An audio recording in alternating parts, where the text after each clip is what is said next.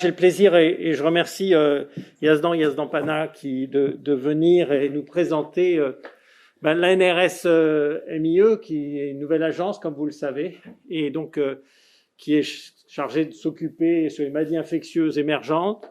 Et donc le sujet qu'on lui a demandé, c'est de nous parler de la structuration, comment il veut faire marcher cette agence, quelles sont les perspectives, quel va être son rôle, comment elle va se mettre dans le positionnement qui existe actuellement de la recherche. Il y a vraiment un champ intéressant. Et quand on voit les 2 ans qu'on vient de passer, on se dit que cette ANRS MIE, c'est pas forcément inutile. Merci infiniment, Yazdan. Merci beaucoup, Mathieu. Alors, je vais enlever mon masque, si vous permettez. Je vais voir juste comment on change des diapos, mais bon. Comme ça, d'accord. Il ne faut pas trop glisser, juste. Donc, merci beaucoup pour votre invitation. Alors, c'est un plaisir de venir. Et par ailleurs, c'est un plaisir aussi de retrouver des gens que j'ai jamais vus, en fait, en vrai, parce que on a beaucoup parlé avec beaucoup d'entre vous, avec des différentes Teams, Zoom, etc. Et donc, je crois que Mathieu, par exemple, j'ai jamais vu. Mais c'est la première fois. Mais il y en a d'autres dans la salle. Bruno, je l'ai vu une fois. Philippe, je crois qu'on s'est vu. Pas vraiment non plus, mais donc du coup Dominique, on était à Lille ensemble, je le connais de Lille, donc c'est différent.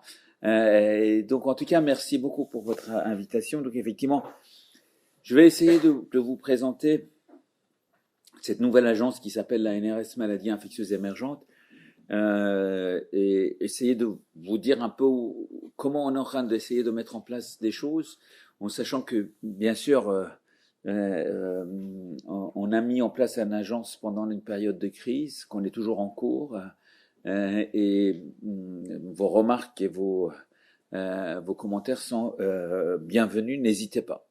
Alors en fait, l'agence ANRS Maladies Infectieuses Émergentes est une agence autonome de l'INSERM. Mais la NRS historique était déjà une agence autonome de l'INSERM qui est née de la fusion de la NRS historique et les reacting que vous connaissez maintenant depuis la crise, en sachant que, bon, on parle de fusion, mais sincèrement, les reacting, il y avait 4 personnes. Les gens, et on avait un budget de 500 000 euros. Alors, j'ai trouvé très intéressant pendant la crise, parce qu'on mettait tout sur Reacting, on était 4. Donc, dont un PIPH qui avait 4 jobs, quoi, en gros. La NRS, il y a une vraie histoire. Il y avait un budget d'environ 40 millions d'euros, très structuré, une 60aine de personnes, c'est différent. Et donc, en fait, l'idée, c'était de monter cette agence en réponse à une exigence d'une meilleure coordination de la recherche dans le champ des maladies infectieuses et plus particulièrement l'émergence. Et en sachant que on était sur le VIH, SIDA, les infections sexuellement transmissibles, les hépatites et la tuberculose dans la NRS historique, auquel on ajoutait les maladies infectieuses émergentes. Alors pour la petite histoire, je ne mets pas le diapositive, mais en 2012, je vous rappelle, c'était juste après la crise de H1N1, où on s'est rendu compte d'un certain nombre de problèmes. Moi, j'étais pas encore je venais d'arriver à Paris, et en fait, Jean-François Desfrécy m'avait demandé de porter un projet pour la préparation de la recherche. On avait déposé un projet de 40 millions d'euros au LABEX, mais on nous a dit que c'était pas un LABEX, et que c'était pas non plus... on comprenait pas quoi faire de ce projet-là, quoi, en fait. Et en fait, je l'ai sorti, et dans les différentes auditions qu'on a eues, je leur ai envoyé le projet, et c'est marrant parce qu'en fait, ça répond pas mal à ce qu'on cherchait aujourd'hui. Mais bon, tout ça pour vous dire qu'en fait, l'idée d'avoir une agence ou au moins un outil pour essayer de mieux coordonner la recherche par rapport à tout ce que vous a dit Dominique, autour et au moment des maladies infectieuses émergentes, c'était quelque chose qui était ancien, mais avec la crise, finalement, les choses ont été un peu accélérées, et je pense que c'est en juin 2020 que la ministre chargée de la recherche a déclaré la création de cette agence qui est née en fait le 1er janvier 2021. La NRS, vous avez tous compris et vous avez tous retenu ça, c'est une agence de financement. Mais vraiment, ce qui est important, et c'est vraiment quelque chose à laquelle on tient, c'est que ce n'est pas qu'une agence de financement. Et ça, je pense que c'est extrêmement important. Je le rappelle quasiment en introduction, c'est une agence d'animation, de coordination, d'évaluation et de financement. Et l'animation et la coordination, c'est extrêmement important de le rappeler chaque fois pour nous. Parce que sur cette thématique, on pense que c'est très important. C'est comme ça que ça a été construit, la NRS. Et c'est pour ça qu'on le rappelle à chaque fois. Donc, ce n'est pas le même modèle. Bien sûr, l'ANR, est beaucoup plus gros. L'ANRS est beaucoup plus riche. L'ANR couvre l'ensemble des champs, mais c'est vraiment une agence de financement, alors que nous, on se veut d'être une agence d'animation et de coordination. Le périmètre, je vous ai dit, la seule chose que je peux dire, c'est qu'il y a deux choses. La première chose, c'est que la définition de ce que c'est qu'une infection émergente et réémergente est extrêmement compliquée. On a eu des discussions sans fin sur comment définir, et finalement, on a décidé de ne pas définir. Parce que il y a des gens qui ont dit qu'il faut mettre les virus et pas les bactéries. Alors imaginez que demain, on dit ça, que demain on a une épidémie de peste, ben, on va dire, ah ben non, les virus ne font pas partie. Alors la seule chose, et pour des raisons, pour d'autres raisons qu'on n'a pas mis dedans alors qu'on aurait pu mettre dedans, c'est l'antibiorésistance. Et la raison pour laquelle on n'a pas mis, c'est qu'on avait déjà, alors ça c'est l'ITMO et au niveau de l'INSERM, on a mis en place un PEPR ou un PPR, parce que ça ne s'appelait pas un PEPR à l'époque, autour de l'antibiorésistance qu'on avait déjà commencé à structurer, l'antibiorésistance. Et donc, on ne l'a pas mis dedans, mais il est possible, et si vous avez lu le rapport de Cour des comptes, c'est d'ailleurs ce qui est dit, hein, c'est que finalement, peut-être que les maladies infectieuses émergentes, c'est une première phase et qu'il faut peut-être évoluer à plus long terme sur une agence de maladies infectieuses. Après, je sais bien, et ça c'est des questions, on va le laisser pour les questions, tout le monde va dire, mais on ne peut pas avoir des agences sur n'importe tout ensemble des pathologies, etc. Bon, on est d'accord, mais peut-être que sur cette thématique particulière, oui. Je vous ai dit que c'était une agence d'animation, de coordination et d'évaluation des financements. Du coup, on est à la fois à l'écoute des chercheurs, et on est là pour faire ce qu'on appelle bottom-up, mais, et là encore on le voit plus, Dominique a parlé de l'exemple anglais qui est extrêmement top-down. Je pense que, je ne suis pas sûr qu'en France, culturellement, on peut faire aussi top-down que les Anglais, mais par contre, je pense qu'il faut faire plus de top-down. Je pense qu'on peut au moins introduire un peu de top-down. Et du coup, l'idée, c'est vraiment d'essayer d'impulser aussi des projets structurants, donc de faire les deux. Et vous allez voir, tout le long de la présentation, je rappellerai cette finalement dynamique entre l'écoute des chercheurs et en même temps faire des projets qui sont top-down. L'idée, quand on regarde les publications scientifiques pendant la Covid, on peut regarder qui fait de la recherche fondamentale, qui fait de la recherche clinique, qui fait de la recherche en santé publique. Et en fait, il y a un truc qui m'a souvent marqué, c'est que les Anglais, les Américains, quand vous avez un papier et que vous regardez qui vient de quel monde, c'est très intéressant parce qu'il y a énormément d'auteurs mélangés de fondamental, de clinique et de santé publique. Quand vous regardez la France, l'Italie, l'Espagne, il y a quasiment, c'est vraiment par bloc. Il y a le bloc de cliniciens et je pense que c'est une très mauvaise chose. Et que la recherche doit être un continuum qui va de la recherche fondamentale à la recherche santé publique. Et c'est vraiment quelque chose là, vous voyez ici marqué, c'est vraiment quelque chose sur lequel nous, on travaille. C'est historiquement comme ça que ça a été fait à l'INRS, mais vraiment c'est important de regarder sur le continuum de la recherche. Et je pense que ça amène une recherche très important. Et quand on était en train de chercher des financements, on a commencé à dire, bon, la NRS, maladie infectieuse émergente, fait la recherche clinique, l'ANR fait la recherche fondamentale. De la même façon qu'on a dit que PHRC faisait la recherche clinique et que l'ANR faisait. Je pense que c'est vraiment un mauvais système. C'est vraiment un mauvais système parce que il faut pas faire des cercles fermés, il faut vraiment établir un continuum. Donc on a travaillé comme ça et on va travailler beaucoup sur ce continuum. L'idée, c'est d'essayer de couvrir tous les champs, de la prévention au traitement, en passant par les interventions et stratégies de santé publique, pour lesquelles la France n'est pas très bon et pour lesquelles il faut absolument essayer d'améliorer les choses. Donc, l'idée, c'est aussi de ne pas avoir il faut avoir des priorités, ça c'est sûr, mais il faut vraiment travailler sur cette continuum. Enfin, maintenant, si on est une agence de maladies infectieuses émergentes, il faut absolument qu'on prévienne les émergences. Si on veut prévenir les émergences, il faut aller sur le monde animal et l'environnement. Sinon, on n'arrivera pas. Donc, il faut intégrer le One Health et il faut intégrer les institutions qui s'occupent de One Health. Ce qui est très à la mode, et ce qui est difficile d'ailleurs à définir, c'est la santé globale, mais probablement là aussi, c'est un mouvement global vers la santé globale sur lequel la France est en retard. Et là aussi, il faut absolument qu'on intègre ces notions-là et une notion de travailler sur l'international et avec l'Europe.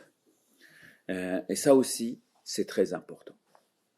Alors, ça, c'était les grands principes. Cette diapositive qui est assez illisible parce que c'est l'organigramme. À la rigueur, vous allez me dire, oui, c'est pas notre problème. Mais juste pour vous dire que historiquement, si vous regardez, alors je sais pas, non, j'ai pas de pointeur, mais bon, c'est pas grave. Normalement, quand je tape, voilà, ça. Ah oui, c'est ça. Voilà. En fait. Et vous voyez ici, vous voyez la recherche fondamentale, en fait, il y a la recherche clinique, il y a la pharmacovigilance, il y a la recherche en santé publique et il y a l'innovation. Ces 4 départements existaient déjà. Un des problèmes majeurs qu'on a vu pendant cette crise, c'est l'articulation entre la recherche et l'innovation. D'une manière générale, on dit que la recherche, c'est un échec en France parce qu'on n'a pas eu de vaccin. Or, le vaccin, à mon avis, on l'a pas eu. C'est pas un problème de recherche, c'est un problème d'innovation, de prise de risque, de l'articulation entre la recherche et l'innovation. Et on a décidé d'intégrer à l'intérieur de l'agence un département innovation. Bien sûr, c'est pas notre rôle de faire l'innovation, mais juste pour essayer de faire l'articulation, détecter les projets qu'on pense intéressants pour articuler avec les startups, pour articuler avec l'industrie. Par ailleurs, on a mis en place un département stratégie et partenariat et un autre département soutien structurant à la recherche. Et l'objectif de ces 2 départements, alors soutien structurant, parce que vous allez voir, je vais revenir, un de nos objectifs, c'est mettre en place des infrastructures. Alors on en a parlé, des réseaux de recherche clinique, pour évaluer des plateformes des essais plateformes pour le traitement, pour le vaccin, des biobanques, un réseau de surveillance génomique, etc. Donc c'est extrêmement important de mettre en place ça. Et tout ce qui est stratégie à partenariat, notamment avec l'Europe. Bon, après vous avez aussi tout ce qui est l'administratif et tout ce qui est communication. Mais dans l'organigramme, c'est l'idée de voir comment on évolue pour essayer d'avoir l'ensemble des champs, l'articulation avec l'innovation et développer les infrastructures. Bon, là, c'est juste pour vous présenter la comité de direction tel qu'il est aujourd'hui avec l'ensemble des personnes qui dirigent les départements. Donc, alors si je reviens là, donc on a mis en place les structures, on est passé de 60 personnes à 120 personnes au sein de l'agence. Et après, il fallait trouver des sous. l'agence a une dotation historique qui est de 39 millions. Reacting, je vous ai dit, il y avait 500 000. Et il fallait chercher, vous avez probablement lu dans les journaux, il fallait surtout pas toucher à l'argent de VIH, il fallait chercher ailleurs. Notre cible, c'était 40 millions, en gros, pour le VIH, sida et tuberculose. Il faut qu'on trouve 40 millions sur les autres thématiques, et notamment l'émergence. Du coup, on a eu un PEPR, donc, qui, en fait, c'est un instrument de financement PIA 4 pour essayer de financer la recherche et structurer la recherche sur des thématiques particulières. Ici, l'émergence. Donc, je vais les détailler un peu après, mais 80 millions pour 3 à 5 ans. On a obtenu un PHRC, maladie infectieuse émergente. Alors, je pense que ça va être, tu l'as dit, Dominique, pour l'INSERM, ça vient d'être déclaré aujourd'hui.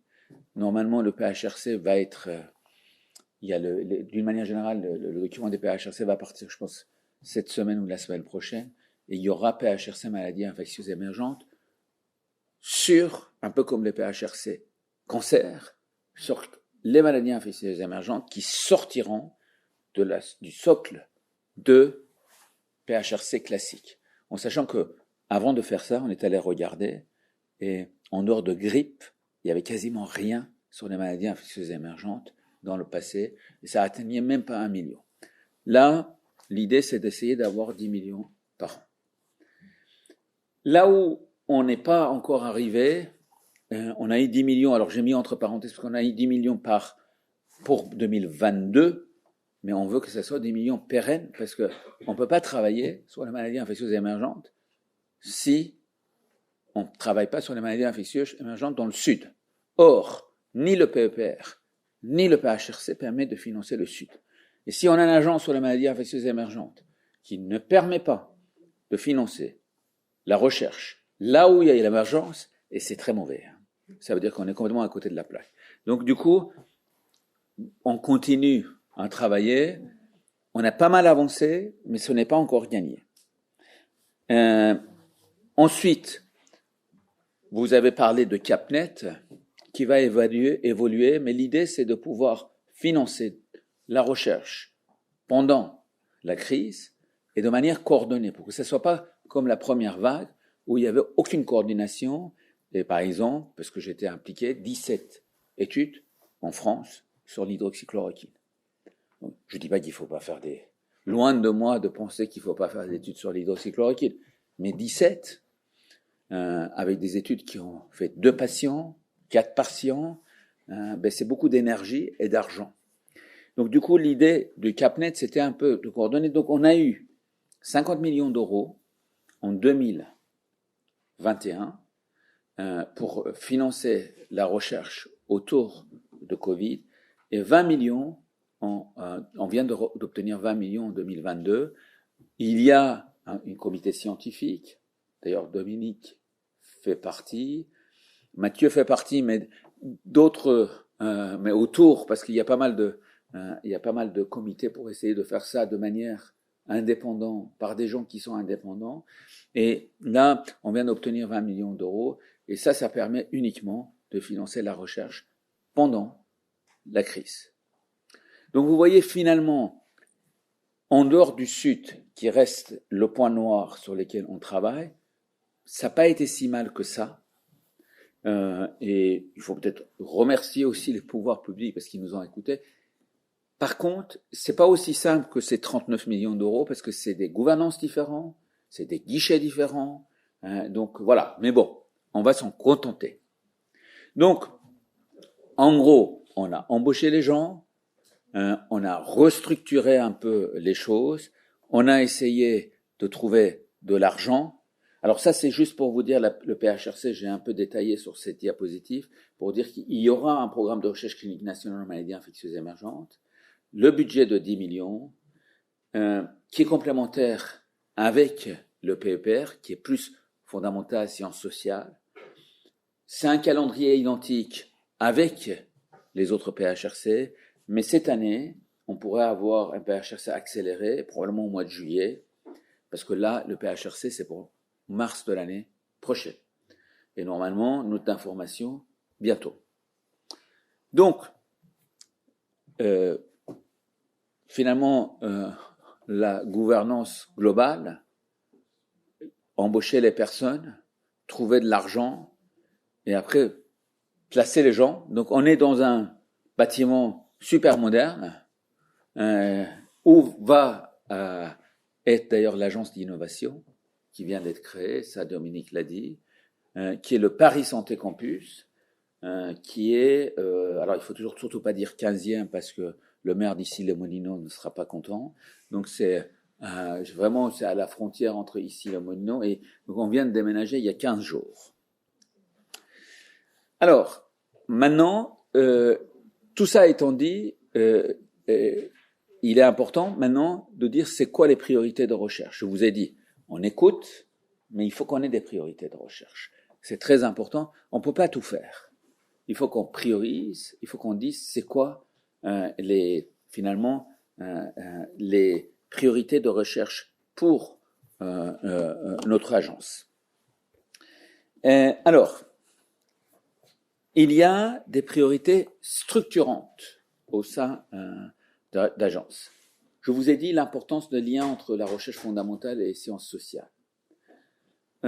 L'importance de travailler autour de l'innovation et d'articuler autour de l'innovation et de drug discovery qu'on a vu pas si bon en France.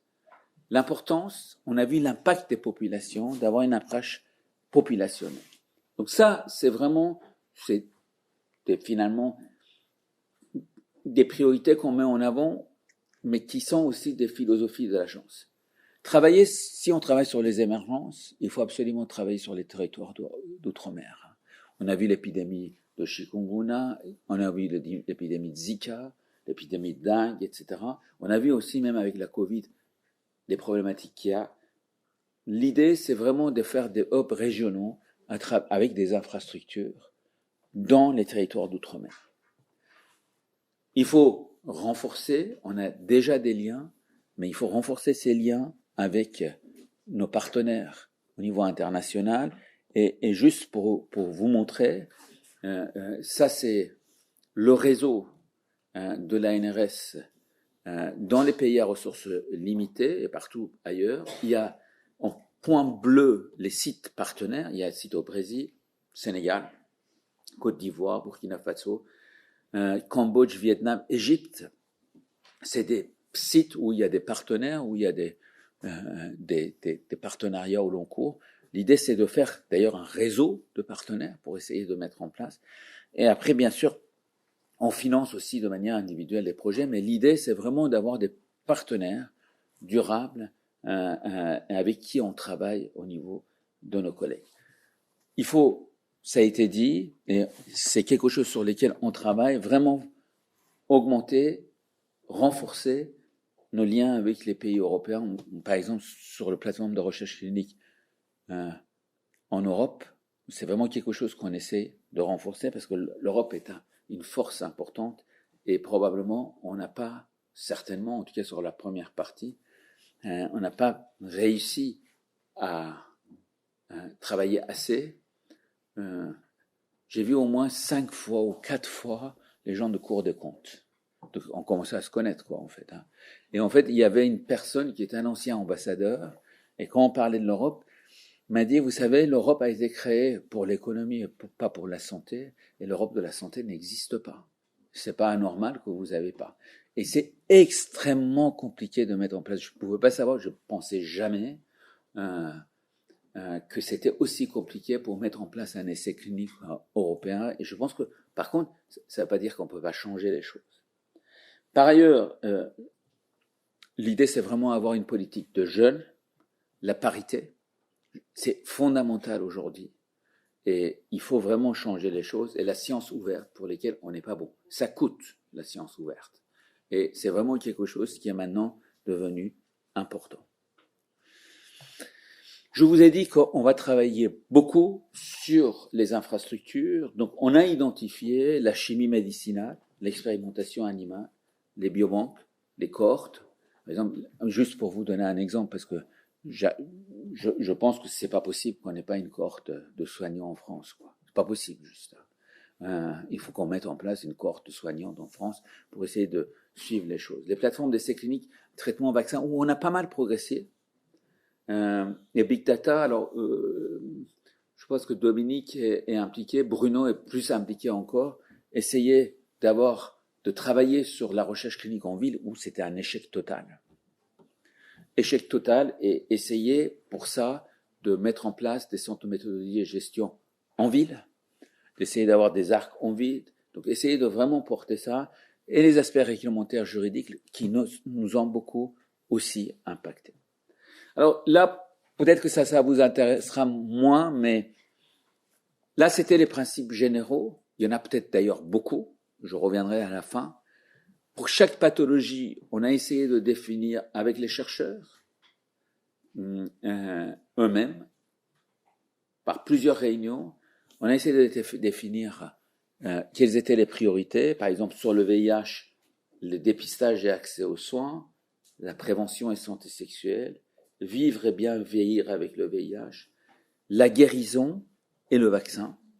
Pour les hépatites, l'élimination des hépatites, la guérison de l'hépatite B, parce que maintenant les gens sont guéris, mais il y a quand même tout ce qui se passe en tant que maladie hépatique après la guérison, donc suivi après contrôle virologique, et par ailleurs, autant sur le VIH, ça va, sur l'hépatite moins, sur ce qui est recherche fondamentale et les recherches dans les pays à recherche limitée.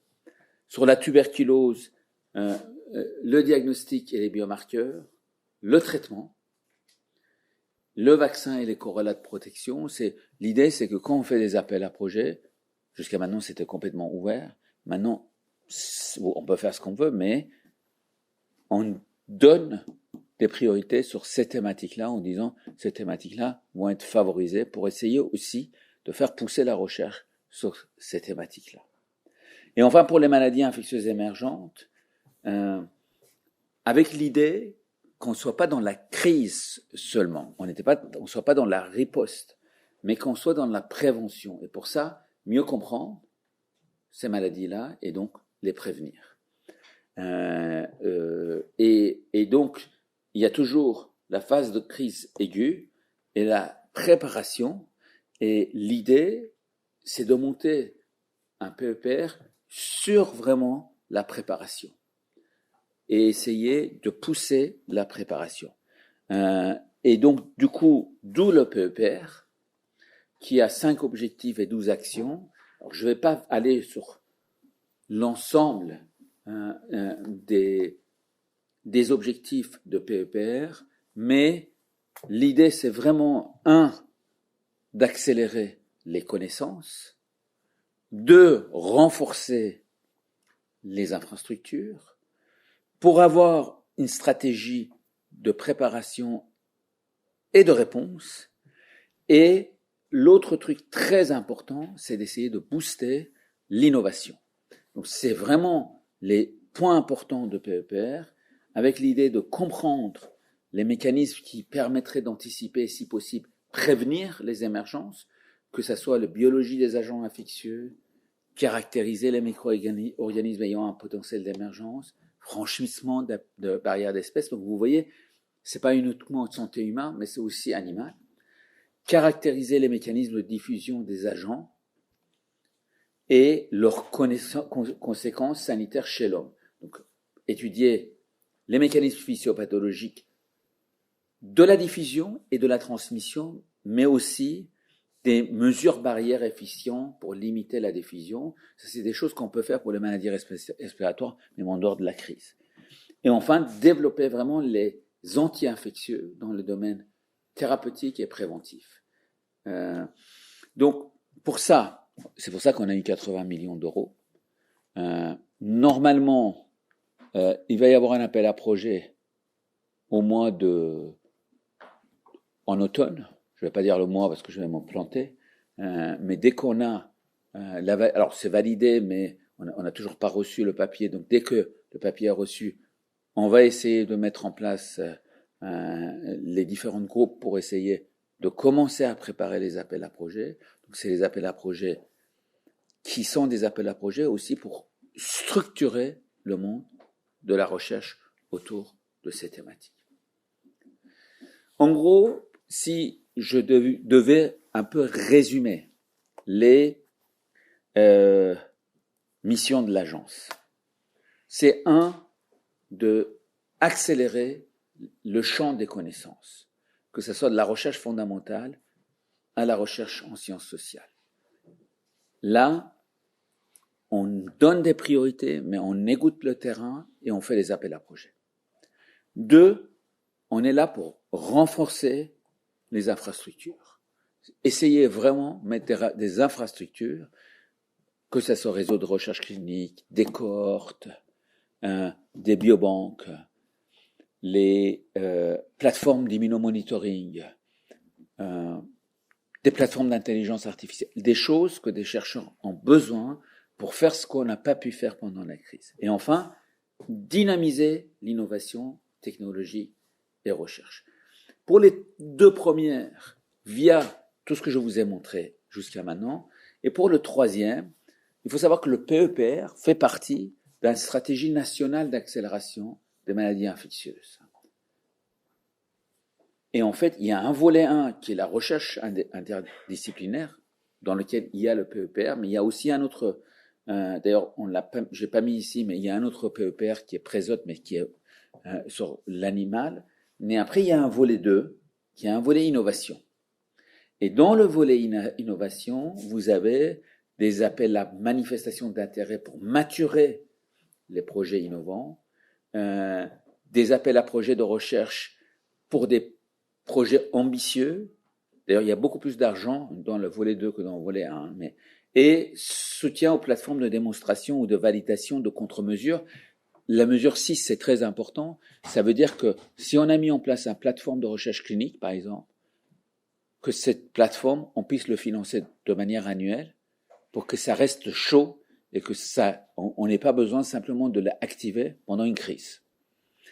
Donc, voilà à peu près. Et donc, du coup, l'idée, c'est que l'ANRS soit un peu au centre pour répondre aux appels à projets, enfin, lancer des appels à projets pour essayer de mettre en place cette connaissance de base, mettre en place des infrastructures, essayer d'initier ces projets autour d'innovation, et après, on a d'autres infrastructures, d'autres outils. Alors, il y a des chercheurs qui travaillent autour de l'INSERM et SEA, autour d'un institut de vaccins.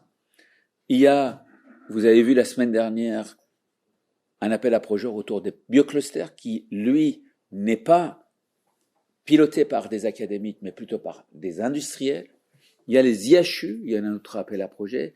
Et l'idée, c'est que ces projets-là travaillent beaucoup plus autour de l'innovation mais en lien avec nous pour que tout ça soit coordonné. Voilà globalement ce que je voulais vous dire. Et juste, je finis pour dire que vraiment, on est là pour animer, évaluer et financer.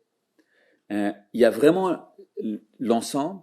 Et on est là aussi pour faire tout ça avec l'ensemble des institutions. La NRS, c'est une agence d'INSERM, mais, et ça j'y tiens énormément, mais pour aussi travailler avec l'ensemble des institutions, les CHU, les universités, mais aussi avec les associations de patients et avec la société civile. Voilà, je vous remercie en tout cas pour votre écoute.